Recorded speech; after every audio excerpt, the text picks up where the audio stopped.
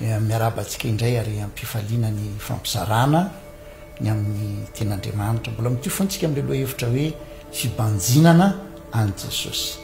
Androany dia somary zatra sarotra tanterahana nefa ny tompo manampy antsika dia ny amin'ny fibanjinana an' Jesosy ao anaty fahoriana.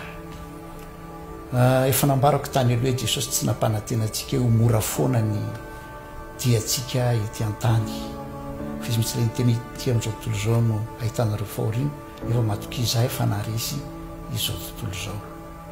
Dia aza gaga isika ary aza variana amin'ny tanondritsika ny zatra tena mahory.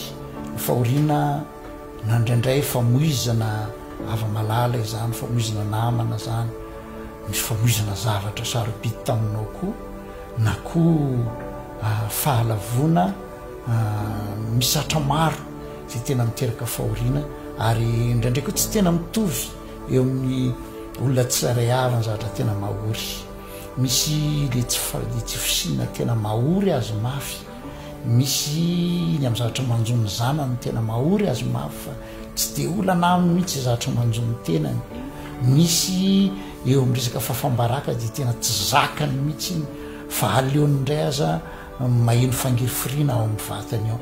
Tsy mitovy ny amin'ny endrika fiatraikany ny fahoriana eo amintsika fa ninninona endriny dia ilaza aminao indray androany fa ny fibanjinana an' Jesosy Kristy, ilay tanjo ny fiainantsika, ilay mpamonjy azo antsoina amin'ny fotoana rehetra dia zay ny tena antoko ny fandresena.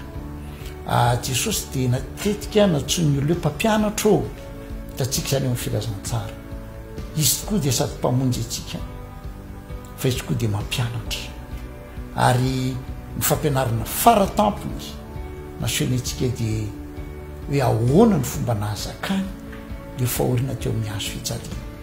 Daony hoe eritreretintsika kely izy tsy nalala ota, tanteraka izy, masina izy ary teo anivo ny voninahitra izy talohan'ny idinany tety ambonin'ny tany.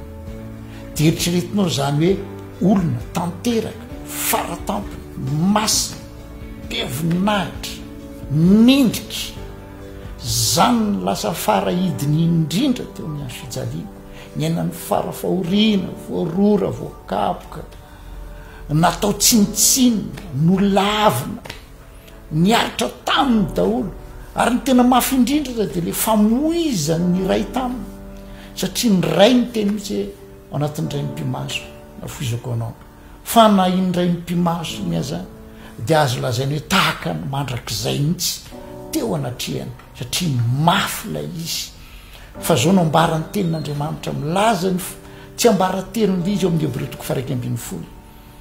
Jesosy ozy tamin'izy teo amin'ny hazo fijaliana dia afaka niaritra izy satria nijery ny fifaliana napetraka teo anoloany. Inona le fifaliana napetraka teo anoloany dia izao ny fahaverezan'ny olona noho ny fahotany Adama dia Jesosy no nitondra vahaolana ka tahaka nidira ny fanamelohana avy amin'ny Adama no hidira ny fahamarina amin'ny alalan'i Jesosy Kristy. Very ny olona noho ny fahotany nandovany zany nanomboka hatrany amin'ny Adama na lahy na vavy fa ny fifaliana napetraka teo anoloan'i Jesosy dia hoe hanolotra ny aina izy, hosorona izy dia ho voavaha eo ny amin'ity resaka ozony ota ity, ho voavaha eo ny amin'ny tanjony devoly hoe hanala baraka n'Andriamanitra satria Andriamanitra nanao ny sahidena nahary ny olona izy mba hanjaka amin'ny zavaboary kanjo le olona lasa andevony ny ota le noariana ho mpanjaka navary ny devoly ho andevony ny ota. Andriamanitra nefa tiantsika izy dia ny fifaliana dia ianao ho asandrany, ianao hanana fiandrianana ihany koa, ianao hanana ny fahatsarana. Zay no napetraka teo anoloany Jesosy tao anatin'izy niaritra iny dia efa nahita izy za vovonjy, za manana fiainana mandrakizay, za lay andevy teo aloha lasa tonga zanak'Andriamanitra. Zalay be dehibe ny zatra namatotra nanjara tonga olon'afaka.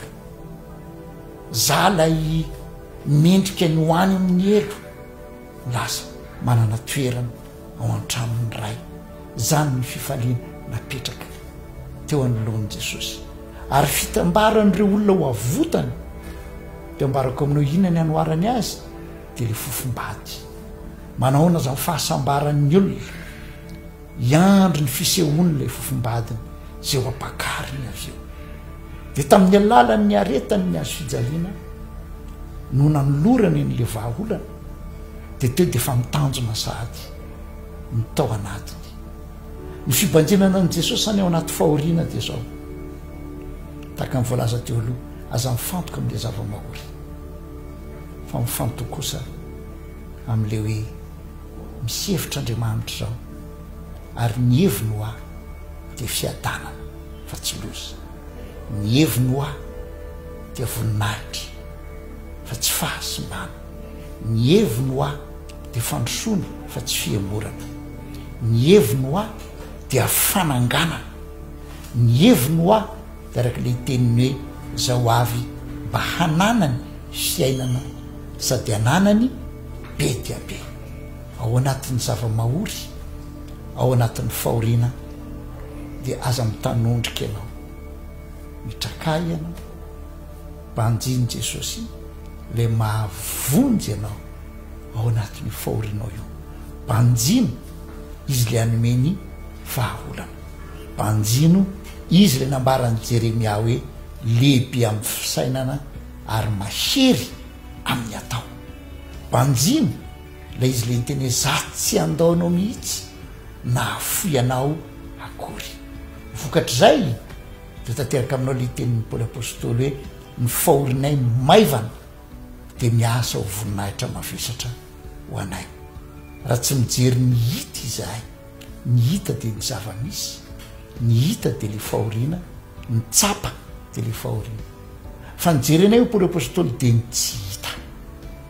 Ny tsy hita de zao le zavatra efa ho tanterahan' Jesosy eo amin'ny fiainanao, le famonjena efa ho ataony, le vahaolana efa homeny, le tanjona hitondrahany ianao ary ny tanjona faratapony moa de le rehefa ho ampakarina ianao miaraka amin'ny fiangonana.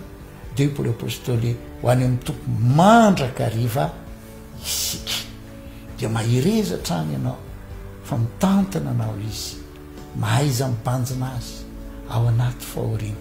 Tsy moramora ny manatanteraka an'izany fa eo ny miditra ny fankatoavana. Mankatoa fotsiny, tompo sarotra amiko ny banjina anao amin'izao satria tena mitabataba ato anatiko loatra le zava-mahory, kanefa noho ny amin'ny teninao dia hibanjina anao aho. Ary mino tompo fa ny fibanjinako anao hiteraka fandresena, voninahitra, fahombiazana, fioarana indray ao ambadika zao fahoriana zao. Mahireza taolontsika ry mpandresisany satria mibanjina an' Jesosy. Amen.